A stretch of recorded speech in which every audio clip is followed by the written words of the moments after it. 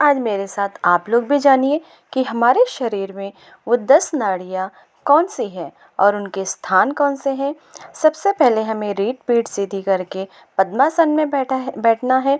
हाथों की हथेलियों को खोल देना है और जहाँ जहाँ पे मैं उनका स्थान बताऊंगी वहाँ वहाँ पे आप उनको लक्ष्य केंद्रित करना है।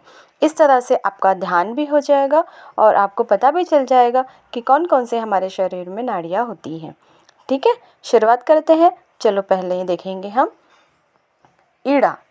ईड़ा यानी बाई नासिका, नथुना, नाक, जो भी आप बोलना चाहे वो। पिंगला। पिंगला यानी बाई नासिका। ईड़ा दाई नासिका, पिंगला बाई नासिका। सुषुम्ना। अब सुषुम्ना क्या होता है?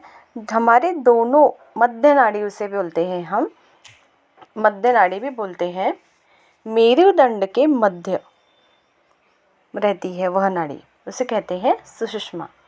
फिर है गांधारी।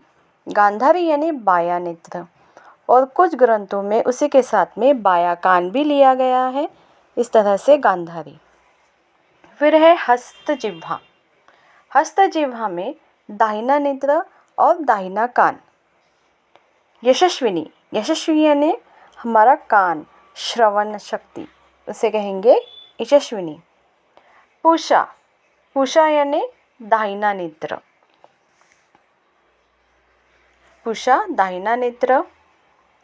अलम्बुषा मुख द्वार। अलम्बुषा मुख द्वार यानी हमारा जो मुख है उसे कहेंगे अलम्बुषा। कुछ ग्रंथों में इसे जिह्वा भी कहा गया है, जिह्वा के साथ में भी इसे लिया गया है। कुहू। कुहू यानी गुदा द्वार होता है, जहाँ पे हमारा मूलबंध होता है, जो एक जड़ है हमारे शरीर को स्थापित करने की, इसे कहते हैं कुहू।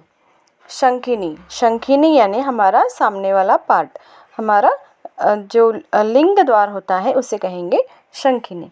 तो इस तरह से हमारे शरीर में 10 नाड़ियाँ होती हैं। तो क्या आप लोग जानते थे इसके बारे में? देखिए, आपका ध्यान भी हो गया 5 मिनट 10 मिनट का, आपको शांति भी मिल गई। जैसे कि मैंने कहा, मूलबंध जो हमारी जड़ है, तो इस तरह से अगर हम चक्रों पर ध्यान लगाना चाहते हो तो चक्रों पर भी ध्यान लगा सकते हैं। मूलबंध, उसके बाद में है स्वादिष्ठान, मणिपुर, अनाहत। अनाहत जो हमारे हृदय के आसपास होता है, मणिपुर नाभि के पास में होता है, और जो स्वादिष्ठान होता है नाभि के थोड़ा नीचे होता है। फिर उसके बाद में ऊपर आएंगे हमारा विशुद्धि चक्र। मुखमंडल में दोनों आँखों के भौहों के बीच में होता है आज्ञा चक्र, और सबसे ऊपर में होता है हमारे मस्तिष्क के बीचों बीच होता है सहस्त्र चक्र।